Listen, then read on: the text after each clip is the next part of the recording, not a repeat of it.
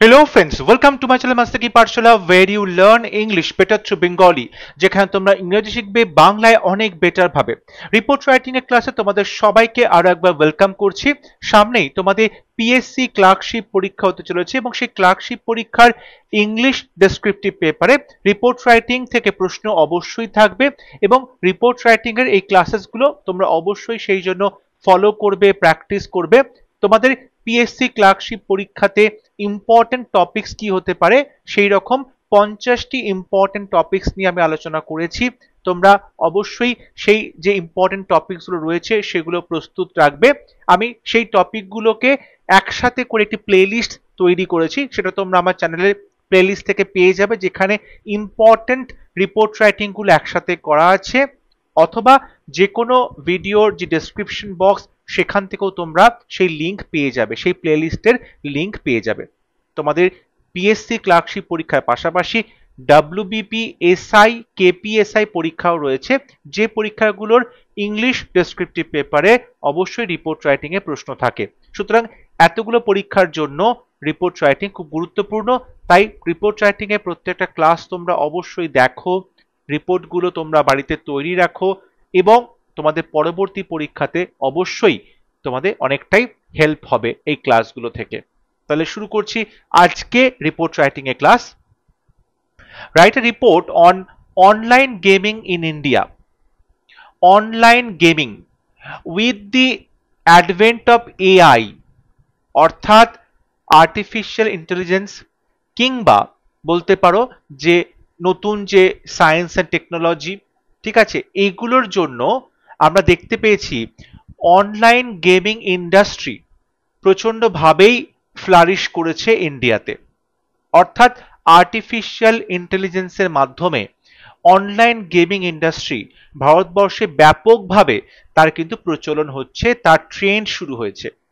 এবং এই যে অনলাইনে গেম খেলা হচ্ছে তার কি কি সুবিধে আছে, কি কি অসুবিধে আছে, কিভাবে এই অনলাইন গেমিংটাকে রেগুলেট করা যায়, এই সমস্ত বিষয় নিয়ে আজকে আমরা রিপোর্ট রাইটিং এ ক্লাসে আলোচনা করব। তাহলে শুরু করছি আজকের lesson, online gaming in India by a special correspondent, Kolkata, November 20।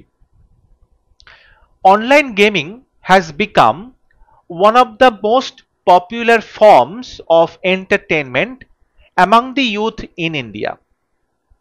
Online gaming অর্থাৎ অনলাইনে যে গেম খেলা হচ্ছে হ্যাজ বিকাম, এটা কিন্তু তৈরি হয়েছে, বর্তমানে পরিণত হয়েছে one of the most popular forms, অর্থাৎ যতগুলো জনপ্রিয় ফর্মস আছে অফ এন্টারটেনমেন্ট, বিনোদনের উপায় রয়েছে, মাধ্যম রয়েছে, তাদের মধ্যে একটি জনপ্রিয় উপায় বা মাধ্যম হচ্ছে অনলাইন গেমিং। অর্থাৎ অনেকগুলোই জনপ্রিয় প্ল্যাটফর্ম আছে, জনপ্রিয় বিভিন্ন রকম মাধ্যম আছে এন্টারটেনমেন্টের, বিনোদনের, তাদের মধ্যে একটি হচ্ছে অনলাইন গেমিং। এবং এটা অবশ্যই অ্যামাং দি ইউথ, ভারতবর্ষে যে যুব সমাজ বা ইয়াং জেনারেশন, তাদের মধ্যে অনলাইন গেমিং এর যে প্রচলন সেটা ব্যাপকভাবে হয়েছে। সেখান থেকে তাদের মধ্যে অনলাইন গেমের প্রতি অ্যাডিকশন, সেটাও তোমরা বলতে পারো। এবং এই বিষয়টাই আজকে আমরা ডিটেলে আলোচনা করব। With the rise of smartphones, high speed internet and gaming apps, এবং অবশ্যই তোমরা এখানে এআই এর কথাও বলবে, আর্টিফিশিয়াল ইন্টেলিজেন্সের কথাও বলবে, কারণ ওই আর্টিফিশিয়াল ইন্টেলিজেন্স কাজে লাগিয়েই গেমিং ইন্ডাস্ট্রি কিন্তু এতটা বুম করছে। So rise of smartphones, high speed internet and gaming apps এবং AI, students and adults are spending more time playing online games. বলছে স্মার্টফোনের যে আবির্ভাব, তার যে এত ব্যাপকভাবে প্রত্যেক মানুষের হাতেই এখন স্মার্টফোন রয়েছে, প্রায় 90% মানুষের হাতে স্মার্টফোন এবং অলমোস্ট 90% মানুষই ইন্টারনেট কানেকশন রয়েছে। এবং ইন্টারনেট কানেকশনটাও কিন্তু হাই স্পিড, ঠিক আছে, প্রচন্ড দ্রুততা সম্পন্ন ইন্টারনেট কানেকশন। তার ফলে এই যে gaming stream, live stream of বিভিন্ন গেম দেখা হচ্ছে, তৈরি হচ্ছে, ঠিক আছে, যেখানে বিভিন্ন দেশের বিভিন্ন খেলোয়াড় বসে একসাথে লাইভ স্ট্রিম করছে, গেম খেলছে, এটা সম্ভব হয়েছে ইন্টারনেটটা এত সহজে, এত সস্তায় এবং এত হাই স্পিডে পাওয়া যাচ্ছে বলে। সবার হাতে স্মার্টফোন আছে। সো স্মার্টফোনের জন্য, হাই স্পিড ইন্টারনেটের জন্য বিভিন্ন গেমিং অ্যাপস, এত ইন্টারেস্টিং লুক্রেটিভ বিভিন্ন গেমিং অ্যাপস যেগুলো অ্যাডিকশন ধরাতে আরো বেশি করে সাহায্য করছে। এবং এই যে গেমিং অ্যাপস রয়েছে, যে অ্যাপস ধরো খেললে সেখান থেকে টাকা পাওয়া যাচ্ছে, গেমাররা সেখান থেকে আর্নিং করতে পারছে, তার ফলে অনলাইন গেমিং এর যে ব্যবসা বা বিজনেস সেটা এতটা দমদমাভাবে চলছে। এবং এআই, আর্টিফিশিয়াল ইন্টেলিজেন্স বা কৃত্রিম বুদ্ধিমত্তা, এগুলোর জন্যই স্টুডেন্টস অ্যান্ড অ্যাডাল্টস, শুধু ছাত্ররা নয়, যারা পরিণত বয়স্ক অ্যাডাল্টস তারাও কিন্তু আর স্পেন্ডিং মোর টাইম, তারা অনেক বেশি সময় কাটাচ্ছে playing online games, online game খেলে। তাহলে আমরা দেখতে পাচ্ছি যে অনলাইন গেমটা ভারতবর্ষে এত জনপ্রিয় কেন হয়েছে, কারণ স্মার্টফোন রয়েছে, হাই স্পিড ইন্টারনেট রয়েছে, বিভিন্ন গেমিং অ্যাপস রয়েছে এবং আর্টিফিশিয়াল ইন্টেলিজেন্স রয়েছে। এখন দেখো, এই যে অনলাইন গেমিং, এই যে গেমিং ইন্ডাস্ট্রি এত বুম করছে, এত প্রচুর মানুষ গেম খেলছে, বিভিন্ন নতুন নতুন গেম তৈরি করা হচ্ছে, লাইভ স্ট্রিম করা হচ্ছে, ঠিক আছে, মাল্টিপ্লেয়ার সেখানে খেলছে। এটার ফলে কি হচ্ছে? ইট প্রমোটস ডিজিটাল ইকোনমি। অবশ্যই ভারতবর্ষকে ডিজিটাল ইন্ডিয়া করার যে স্বপ্ন, তাতে আরো কিছুটা এগিয়ে যাচ্ছে যখন ডিজিটাল ইকোনমি এত ব্যাপকভাবে আর্নিং হচ্ছে এবং এত ব্যাপকভাবে সবাই পার্টিসিপেট করছে ডিজিটাল ইকোনমিকে ইনক্রিজ করার জন্য। এবং সেখানে অনলাইন গেম এটা ডেফিনেটলি ডিজিটাল ইকোনমিকে বুস্ট করবে। ইনোভেশন, দেখো এত যে ক্রিয়েটিভ বিভিন্ন গেম তৈরি করা হচ্ছে, এত ইমাজিনেশনকে কাজে লাগিয়ে, ইনোভেশনকে কাজে লাগিয়ে, ঠিক আছে, এআই কে কাজে লাগিয়ে, তো ডেফিনেটলি এটা খুবই একটা বলতে পারো যে সৃষ্টিশীল কাজ চলছে, ঠিক আছে। ইনোভেশন আমরা দেখতে পাচ্ছি, নতুন নতুন উদ্ভাবনী বিভিন্ন বিষয়। Job creation, definitely online gaming industry broom করছে, তাহলে সেই ইন্ডাস্ট্রি বিভিন্ন স্কিলড ওয়ার্কফোর্স লাগছে, লেবার ফোর্স চাইছে, যারা গেম খেলছে গেমার, তাদের ক্ষেত্রে একটা জব ক্রিয়েশন হচ্ছে, ঠিক আছে। টেকনোলজিক্যাল অ্যাডভান্সমেন্ট, অবশ্যই অনলাইন গেমিং এর জন্য তথ্য প্রযুক্তি বা প্রযুক্তিতে আমরা দেখতে পাচ্ছি অনেক অ্যাডভান্সমেন্ট হয়েছে। অ্যান্ড গ্লোবাল কম্পিটিটিভনেস, এবং ভারতবর্ষ এখন গেমের ক্ষেত্রে কিন্তু একটা হাব হয়ে গেছে। এবং এই যে গেমিং এর ক্ষেত্রে একটা হাব ইন্ডাস্ট্রি হচ্ছে ভারতবর্ষ, তাতে কি হচ্ছে, সারা পৃথিবীর সাথে ভারতবর্ষ কিন্তু এখন টক্কর দিতে পারবে। কম্পিটিটিভনেস, গ্লোবাল কম্পিটিটিভনেস, অর্থাৎ তুমি বলতে পারো বিশ্বব্যাপী একটা প্রতিযোগিতামূলক অ্যাটিটিউড তৈরি করা হয়েছে। তাহলে অনলাইন গেমিং এর মাধ্যমে ডিজিটাল ইকোনমিকে বুস্ট করা হচ্ছে, ইনোভেশনকে বাহবা দেওয়া হচ্ছে, জব ক্রিয়েশন করা হচ্ছে, টেকনোলজিক্যাল অ্যাডভান্সমেন্ট হচ্ছে, এবং গ্লোবাল কম্পিটিটিভনেস, অর্থাৎ পৃথিবীর মানচিত্রে ভারতবর্ষের একটা স্থান তৈরি হচ্ছে, যেখানে বলা যেতে পারে গেমিং হাব হিসেবে। তাহলে ফার্স্ট প্যারাগ্রাফে আমরা কিন্তু অনলাইন গেমিং এর বিষয়টা কি এবং কেন অনলাইন গেমিংটা বেড়ে গেছে এবং তার ফলে কি কি সুবিধা হচ্ছে সেই বিষয়গুলো নিয়ে আলোচনা করেছি। পরবর্তী প্যারাগ্রাফে আমরা আলোচনা করব যে অনলাইন গেমিংটার কিন্তু বেশ কিছু আমরা দেখতে পাচ্ছি সাইড এফেক্টসও আছে, অর্থাৎ তার কিছু বাজে দিকও আছে, সেগুলো নিয়ে আলোচনা করব পরবর্তী প্যারাগ্রাফে। বলছে হাউএভার, যাই হোক, online gaming has side effects, online gaming এর কিছু সাইড এফেক্টস রয়েছে, which include, যার মধ্যে রয়েছে কি কি, অ্যাডিকশন, মারাত্মকভাবে ছেলে মেয়েদের মধ্যে অনলাইন গেমের অ্যাডিকশন বেড়ে গেছে, আসক্তি বেড়ে গেছে, তারা দিন রাত অনলাইন গেম খেলছে, তারা রাস্তাঘাটে চলাফেরা করতে করতে অনলাইন গেম খেলছে, পড়াশোনা বন্ধ করে দিয়ে অনলাইন গেম খেলছে, অনলাইন গেমের টুর্নামেন্ট করছে ওরা। সো অ্যাডিকশন অর্থাৎ আসক্তি সেটা কিন্তু ব্যাপকভাবে বেড়ে গেছে। পুয়ার একাডেমিক পারফরমেন্স, ডেফিনেটলি এতক্ষণ যখন গেম খেলবে বাচ্চারা, ছেলে মেয়েরা, তাহলে তাদের যে পড়াশুনো বা পড়াশুনোর যে পারফরমেন্স, শিক্ষাগত যে পারফরমেন্স, সেটা অবশ্যই কমে যাবে। পুয়ার একাডেমিক পারফরমেন্স দেখা যাচ্ছে পড়াশোনার ক্ষেত্রে তাদের, ঠিক আছে, অনেকটাই মান কমে যাচ্ছে, পড়াশোনার অ্যাটেনশন কমে যাচ্ছে। হেলথ ইস্যুস, এবং দেখো যখনই কন্টিনিউ এক নাগারে ঘাড় নিচু করে ফোনের দিকে তাকিয়ে থাকা হচ্ছে বা কম্পিউটার দিকে তাকিয়ে থাকা হচ্ছে, তখন ডেফিনেটলি চোখের প্রবলেম আসতে বাধ্য, ঠিক আছে, বা ওবেসিটি বলো, ঠিক আছে, বা বিভিন্ন অন্যান্য যে হেলথ ইস্যুস, স্পন্ডেলাইটিস বা খাওয়া কমে যাচ্ছে, ম্যালনিউট্রিশন, এরকম বিভিন্ন হেলথ ইস্যুস তৈরি হচ্ছে। অ্যাগ্রেসিভ বিহেভিয়ার অর্থাৎ আগ্রাসী মনোভাব, যে বিভিন্ন অ্যাকশন গেম রয়েছে, ওয়ার গেম রয়েছে, ঠিক আছে, সেগুলো খেলার পরে কি হচ্ছে, ছেলে মেয়েদের মধ্যে একটা আগ্রাসী মনোভাব, কম্পিটিটিভনেস এগুলো দেখা যাচ্ছে। অ্যান্ড সোশ্যাল আইসোলেশন, এবং অবশ্যই যখন ছেলেমেয়েরা নিজেদের ঘরের মধ্যে নিজেদেরকে বন্দি করে, ফোনের মধ্যে বন্দি করে গেম খেলে চলেছে সারাক্ষণ, তখন তারা সমাজের সাথে, তাদের ফ্যামিলির সাথে, প্রিয় মানুষদের সাথে যে যোগাযোগ, তাদের সাথে যে ইন্টারাকশন, সেগুলো কমে যাচ্ছে। তারা আস্তে আস্তে নিজেদেরকে একটা গণ্ডির মধ্যে গুটিয়ে ফেলছে এবং সামাজিকভাবে তারা কিন্তু বিচ্ছিন্ন হয়ে পড়ছে। সামাজিকতা থেকে, সমাজের মূল স্রোত থেকে তারা বিচ্ছিন্ন হয়ে পড়ছে। Illegal gambling and money laundering, যেটা খুব খতরনাক একটা টপিক, সেটা হচ্ছে অনলাইন গেমিং এর এই যে পয়সাটা কোথা থেকে আসছে।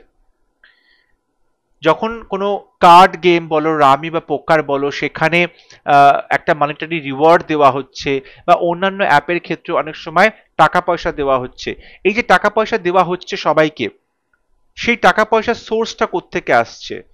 এখানে কি কোনো রকম ভাবে জুয়ো খেলা হচ্ছে না? ইল্লিগাল গ্যাম্বলিং হচ্ছে না? অবৈধভাবে জুয়ো খেলা হচ্ছে না? এবং যেটা বলছিলাম যে মানি লন্ডারিং, অর্থাৎ কোথা থেকে টাকা আসছে, ইল্লিগাল মানিটা কোথা থেকে আসছে, গেম তৈরি করতে, গেম ডেভেলপ করে, এবং যে গেমারদেরকে টাকা রিওয়ার্ড দেওয়া হচ্ছে, এই পুরো বিষয়টাই একটা ইল্লিগাল গ্যাম্বলিং বা মানি লন্ডারিং এর কেস হচ্ছে। সুতরাং সেটাও একটা খুব বাজে সাইড বলতে পারো অনলাইন গেমের ক্ষেত্রে। Increasing risk of cyber attacks, যত বেশি সময় তুমি অনলাইনে থাকছো, ইন্টারনেট অন করছো এবং সেখানে তুমি গেম খেলছো বিভিন্ন সাইটে, সেক্ষেত্রে কিন্তু সাইবার অ্যাটাকের সম্ভাবনাও প্রচন্ড ভাবেই বেড়ে যাচ্ছে। সাইবার অ্যাটাকের সম্ভাবনা বাড়ছে।